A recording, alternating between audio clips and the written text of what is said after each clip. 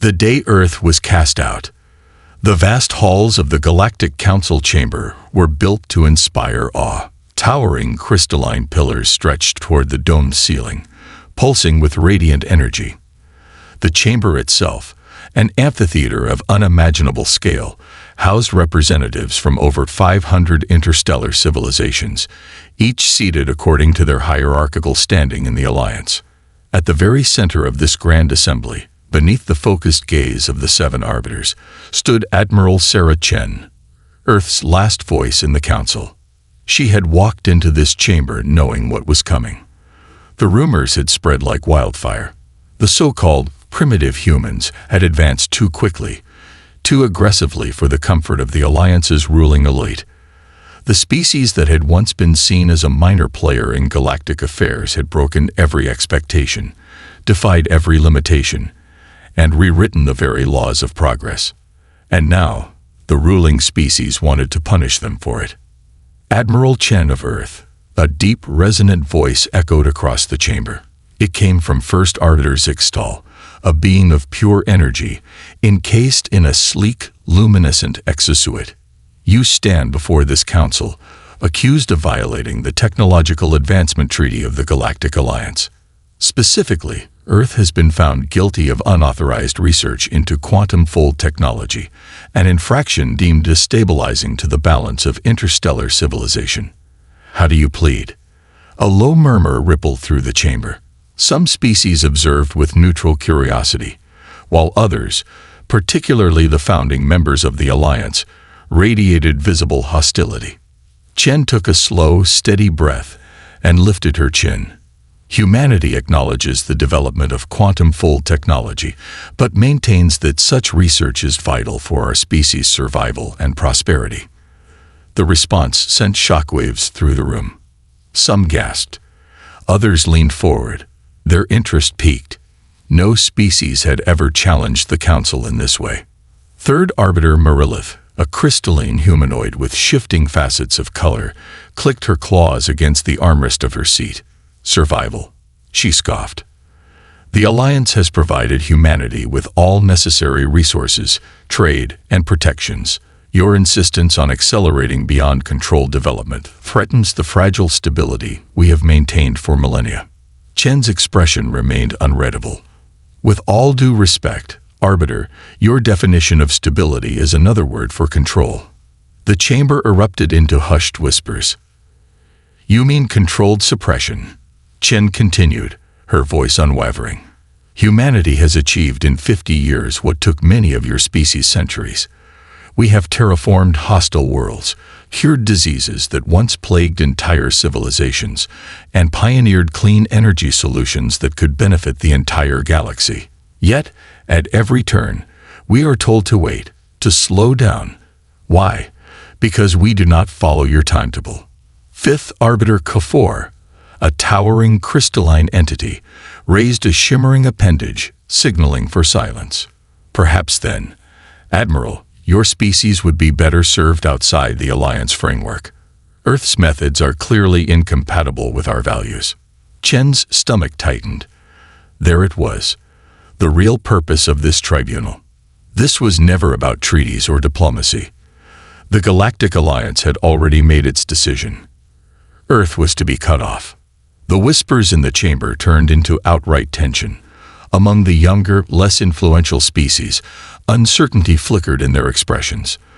Many had seen the benefits of human technology, had even begun trading with Earth outside official channels. Zixtel, sensing the shifting mood, made his final declaration.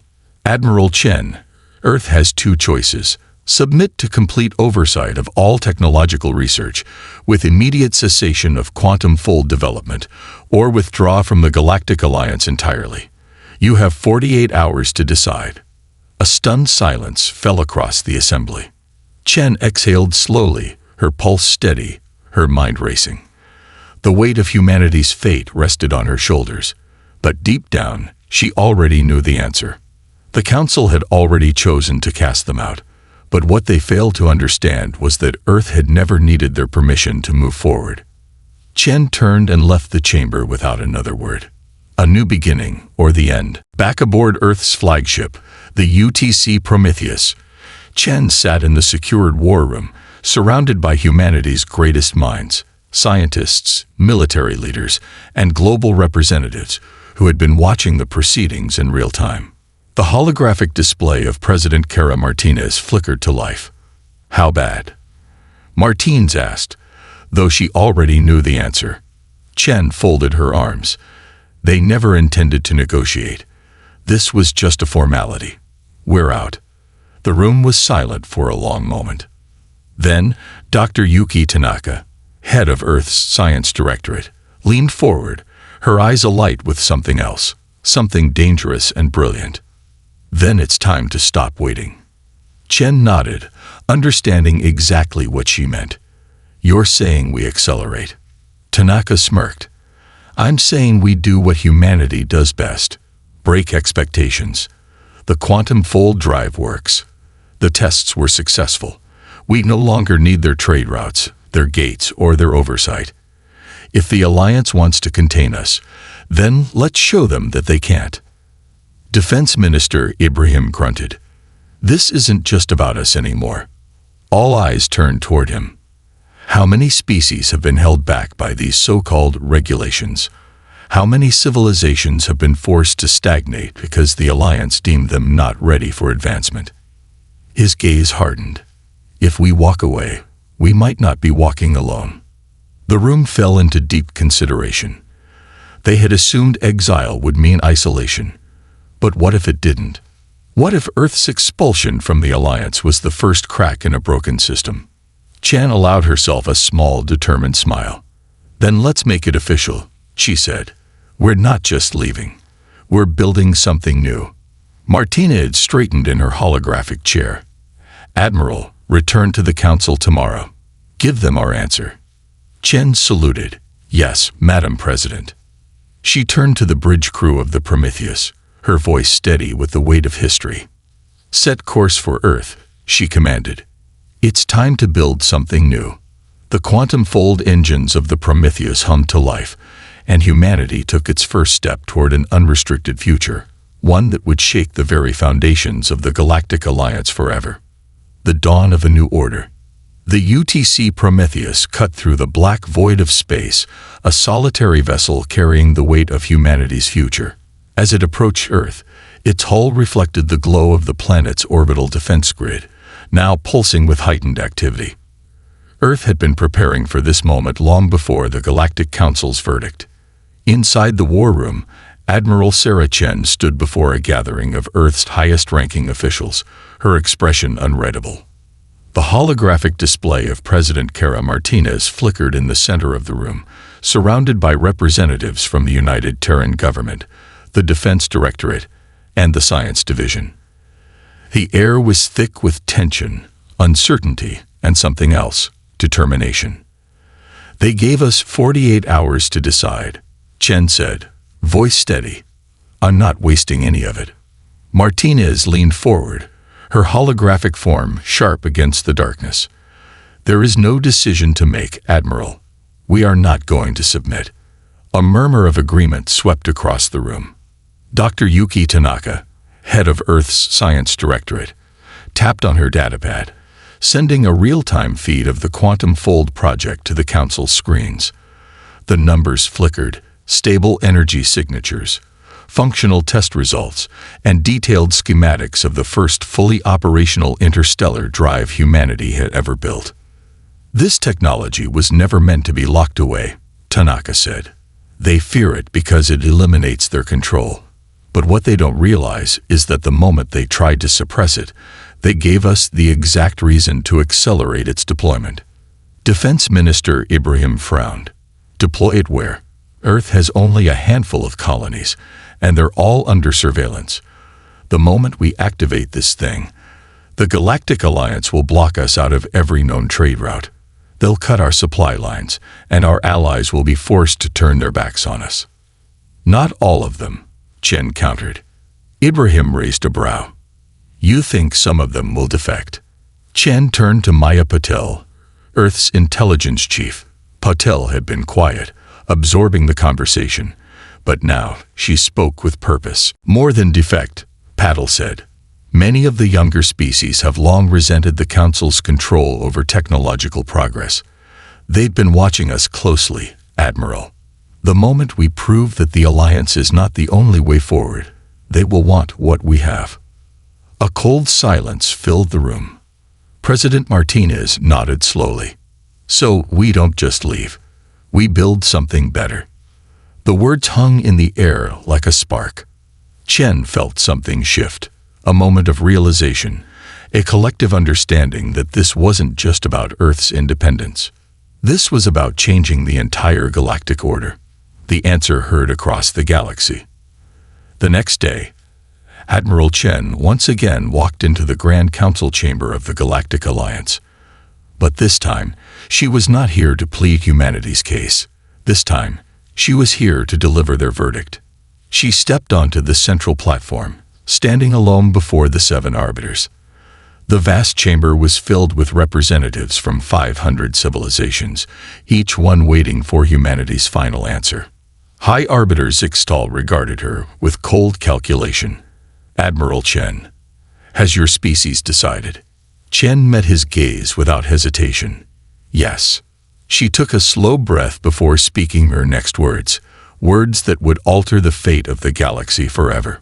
Earth rejects your ultimatum. Effective immediately, humanity withdraws from the Galactic Alliance. A shockwave rippled through the chamber.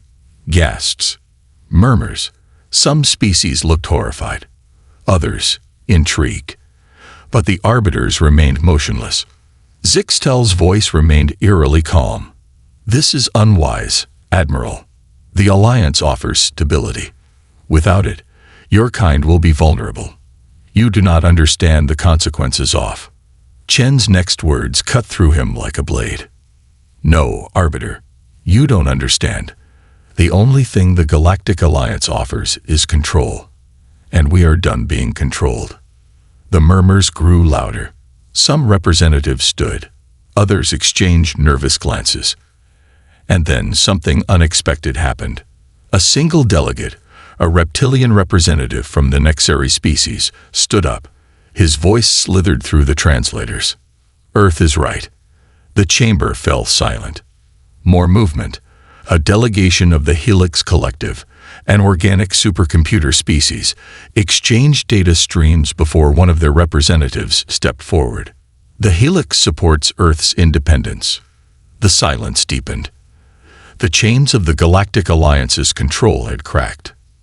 Zixtal's luminescent form flickered slightly, his frustration evident. You are destabilizing galactic unity, Admiral. This will not end well for you. Chen smiled. You'll find, Arbiter, that humans don't just survive chaos. She took one last look at the chamber, at the flickering divisions among the once unified representatives. We thrive in it. Then she turned and walked away. For the first time in galactic history, a species had willingly walked out of the Alliance, and they would not be walking alone. The great exodus begins. Back aboard the Prometheus, the decision had already been made. Earth was not just withdrawing from the Alliance. They were moving forward. Within hours, the orbital shipyards above Mars activated, diverting all resources to the rapid production of new interstellar vessels equipped with quantum fold drives. In a hidden military installation beneath Olympus Mons, Dr. Tanaka and her team finalized the largest breakthrough in human technological history. A stable network of quantum gateways that could link star systems without reliance on Alliance infrastructure. And beyond Earth's borders, messages were sent to every species that had ever questioned the Galactic Council's authority. Join us. Build something new. A future free from control. And the answers came flooding in. The Helix Collective pledged their vast computational resources. The nomadic Zarkathi fleets, long denied a homeworld, swore their allegiance in exchange for freedom. The Cyrax synthetic beings, once considered mere machines, now had a cause worth fighting for. And most shocking of all, entire worlds under Alliance rule began to hesitate. The Alliance's illusion of absolute control had shattered. The greatest revolution in galactic history had begun. The Alliance's response. In the Council chamber, the 7 arbiters watched in growing horror as their control crumbled before their eyes. "They are spreading chaos," Merilith whispered, her crystalline form fracturing at the edges. "If we do not act now, the Alliance itself may collapse." Zixtal was silent for a long moment. Then his form flickered, not in uncertainty, but in calculation. "Then we must make an example of them." A command was issued. Across the stars, Alliance fleets mobilized. Their target, Earth. The first war of the new era begins. As the first Alliance dreadnoughts broke into human-controlled space, Admiral Sarah Chen stood on the bridge of the Prometheus, watching the stars glow with incoming enemies. She didn't flinch. She only smiled. "Let them come," she said. "We were never waiting for permission. We were waiting for a reason." And now, the war for humanity's future had begun. The war humanity was built for. The first shots of the war came not from Earth, but from the Galactic Alliance. Across human-controlled space, the vast sensor grids that surrounded Earth's colonies flared to life, detecting incoming enemy movements.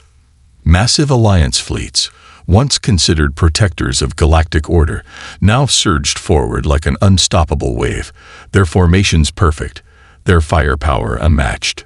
The message was clear. Earth's rebellion would be crushed before it could truly begin.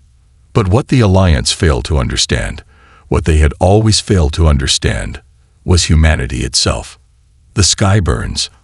High above Mars, in the heart of Earth's military command, Admiral Sarah Chen stood at the helm of the UTC Prometheus, her flagship positioned at the edge of the Sol system's outermost defense perimeter. Before her, a vast holographic projection displayed the incoming Alliance armada, hundreds of ships, each one a testament to millennia of carefully curated galactic superiority. The 7th Concordat Fleet, led by High Commander Exile, was a force feared by empires. It had wiped civilizations from existence with surgical efficiency, its bioorganic warships capable of adapting in real time to any known military tactic. But today, they would not be facing the known. They would be facing humans. A quiet voice cut through the tension. "Admiral, enemy ships will be in range in 2 minutes." Chen turned slightly, her gaze meeting that of Lieutenant Rodriguez, the ship's tactical officer. His hand hovered over the weapon's interface, his normally cocky expression replaced with sharp, focused precision. To his left, Dr. Elena Kovac, the scientist responsible for the quantum fold drive, monitored an array of calculations. "They still don't see it," Kovac murmured. "Their systems aren't detecting the field fluctuations." Chen allowed herself a small, grim smile. Good. The unpredictable mind. The Alliance prided itself on its ability to anticipate threats. The problem? They had never encountered anything like humanity.